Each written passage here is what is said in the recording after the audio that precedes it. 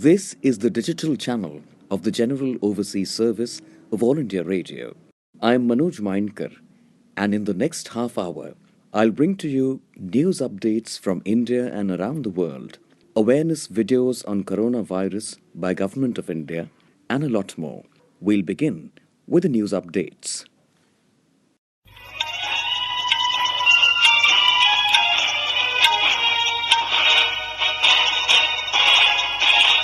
This is the General Overseas Service of All India Radio.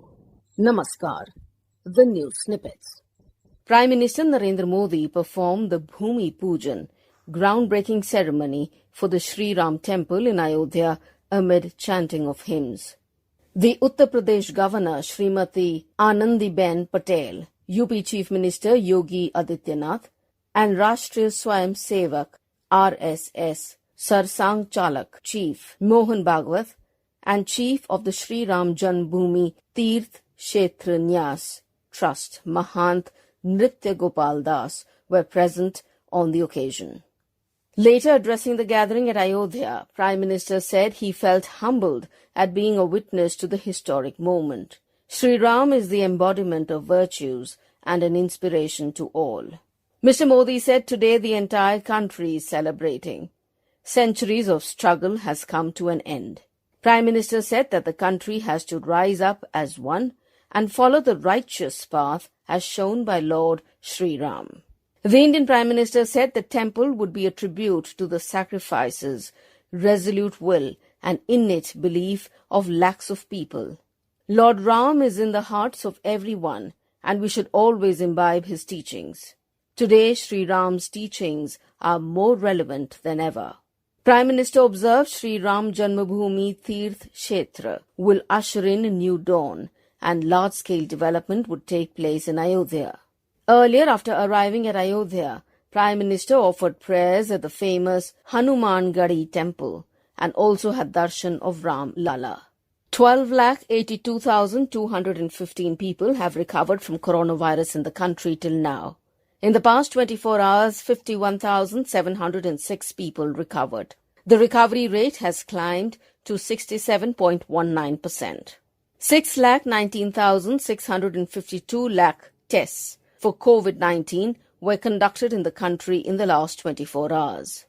More than 100 people were killed and 4,000 injured after two blasts in Beirut, Lebanon. The explosions occurred at a warehouse that contained more than 2,750 tons of ammonium nitrate. And that is the end of the news snippets.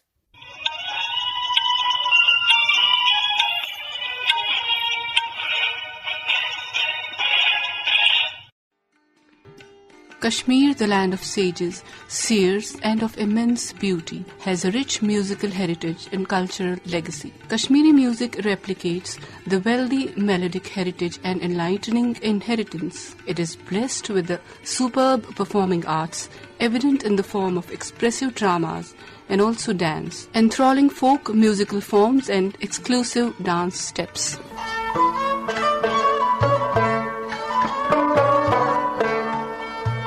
Ashpan aspanai namni kamni sadunya Ashpan aspanai namni kamni sadunya Ashpan aspanai namni kamni sadunya Ashpan aspanai namni kamni sadunya Alam wal madul fi kamni adam de yaktiar Alam wal madul fi kamni adam de yaktiar Alam wal madul fi kamni adam de yaktiar Abud mishbut por kamni sudunya Ashpan aspanai namni kamni sudunya Abud mishbut por kamni sudunya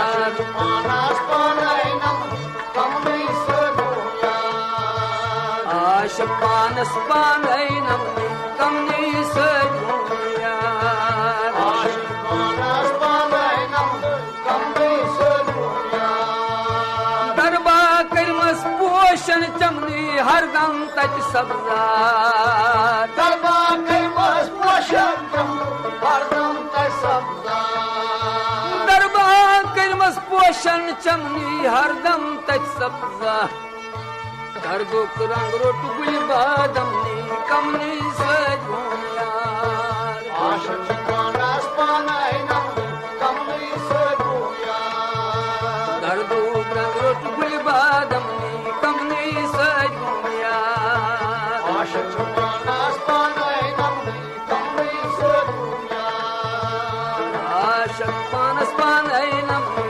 कमनी सजून यार आशिक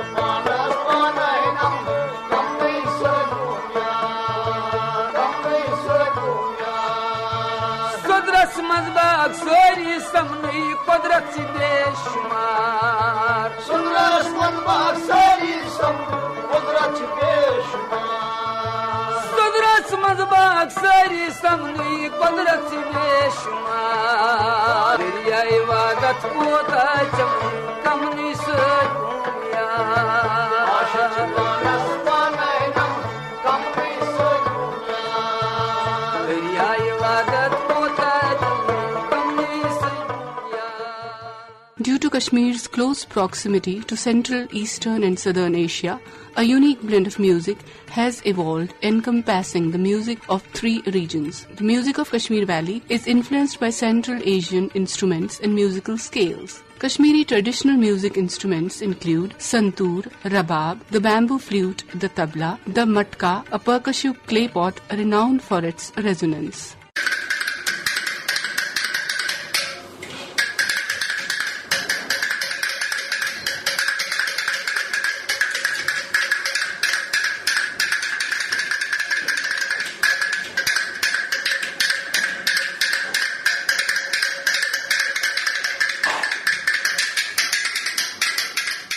The most accepted musical instruments are rabab, santoor, nagada, sitar, matka or note and tumbaknar.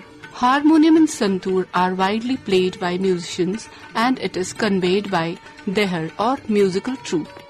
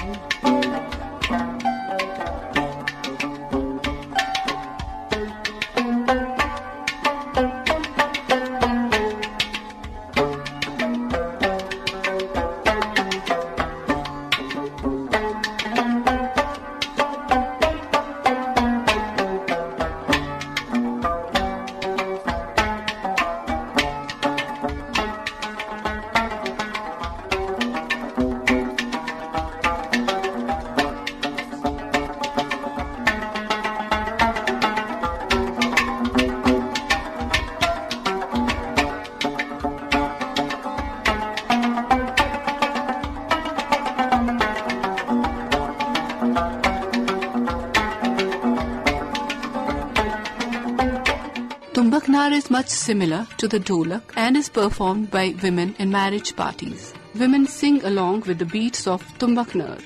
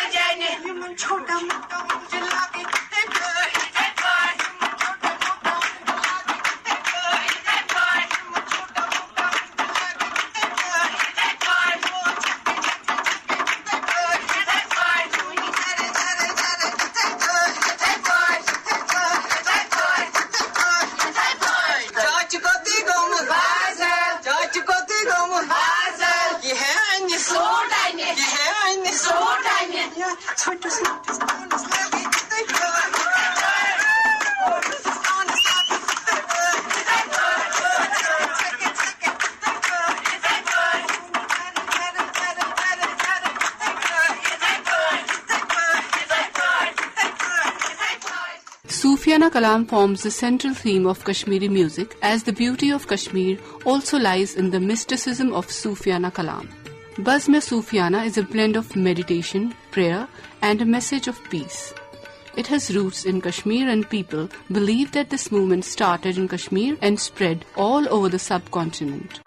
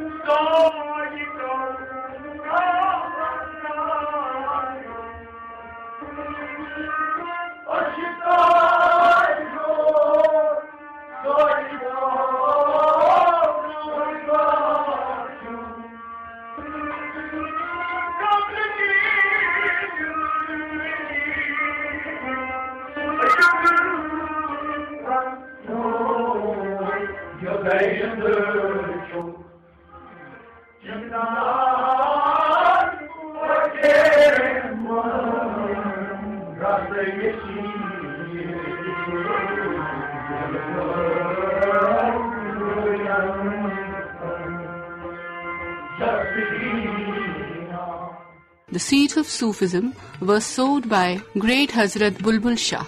The other great saints passed it onward, and then the position was executed by Sufi saints such as Lal Ded and Hazrat Sheikhul Alam. Hafiz Nagma is a part of Sufiana music. It utilizes the santoor, which is a 100-stringed tool and is played by sticks. Chakri is another form of Kashmiri music. This form is assisted by sarangi, ghara and rabab. This form is one of the most admired forms of folk music of Kashmir. Chakri is a responsorial song form with instrumental parts and sarangi, note, gagar and chimta. It is performed in folk and religious spheres by Kashmiris. Chakri was also used to tell stories like fairy tales and love stories.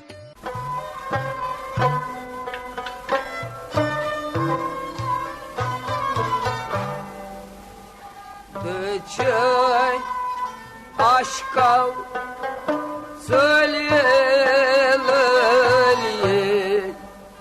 Doçun aşka söyleyelim Kırıtam garki ve söyleyelim Doçun aşka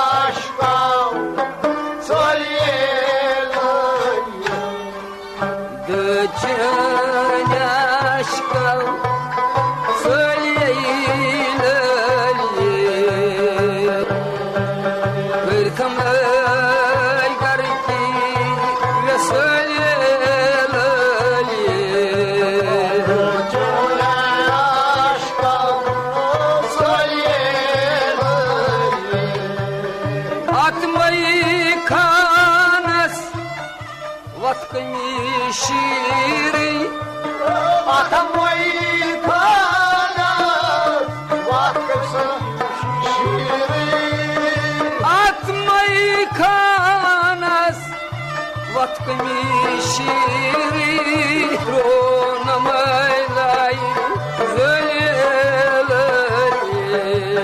roçoya aşka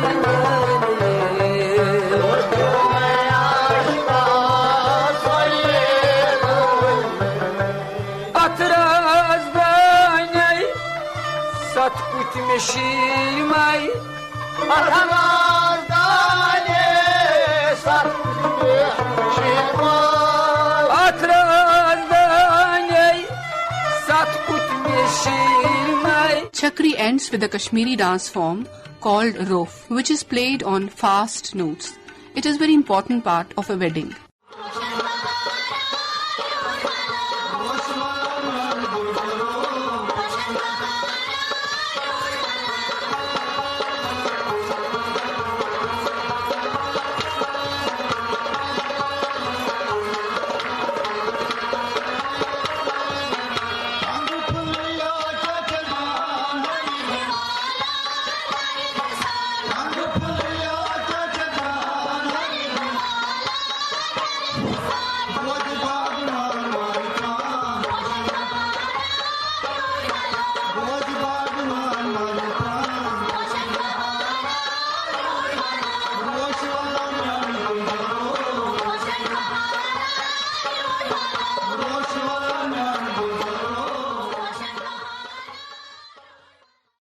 Ladisha is also the most significant music played in various parts of Kashmir. It is the sarcastic form of singing. The songs sung are resonating to the present social and political conditions and are utterly humorous. The singers move from village to village, performing generally during the harvesting period. The songs are created on the spot on issues relating to that village, be it cultural, social and political. And these songs are very entertaining. Music of Kashmir is thus the amalgamation of various moods of life, be it humor, tragedy, satire, or the soulful Sufiana notes of spirituality.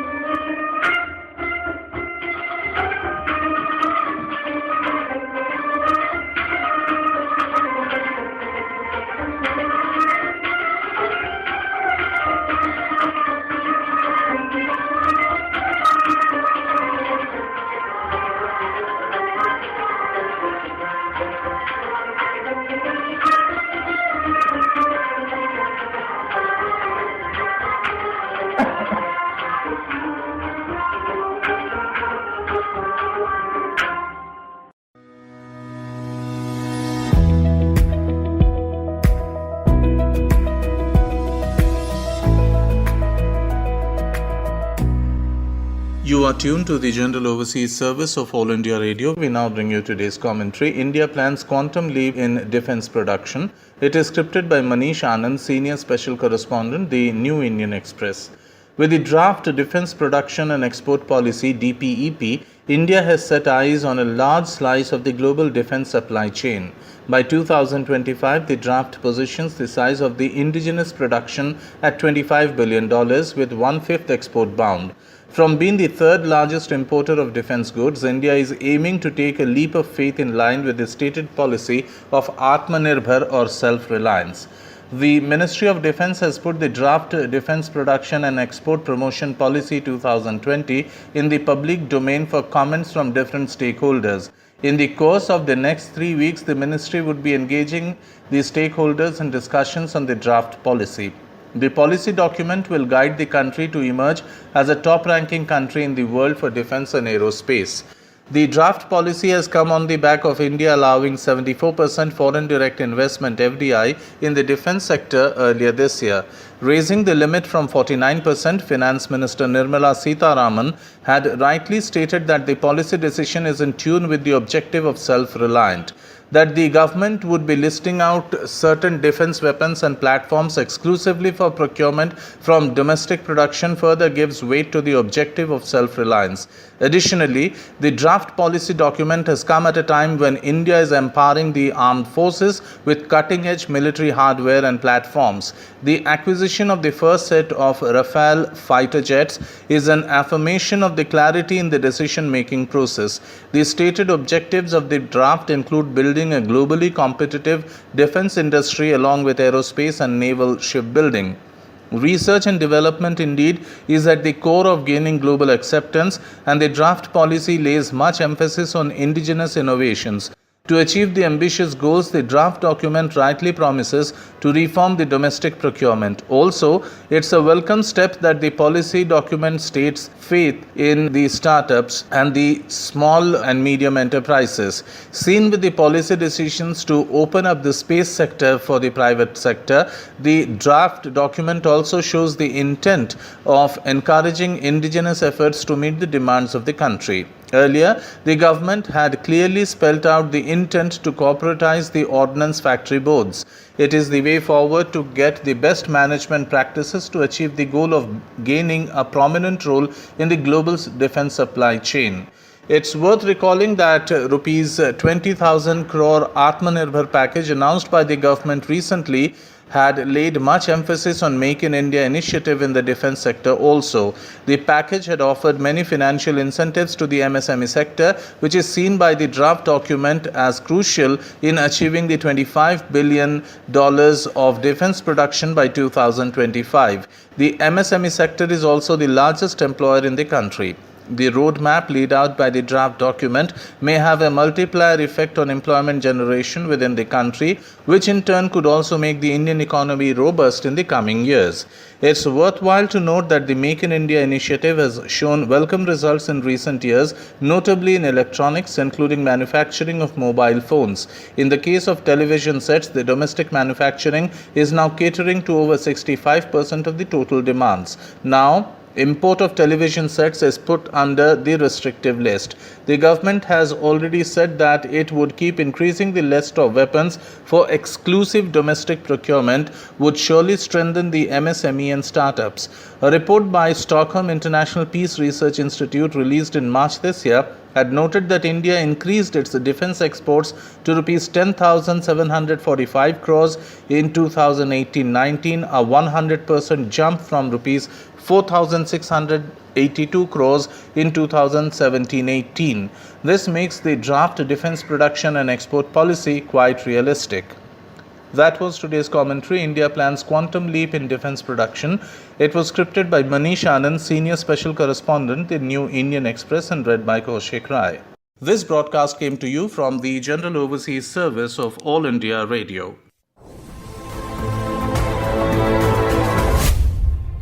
This broadcast came to you from the digital channel of the General Overseas Service of All India Radio.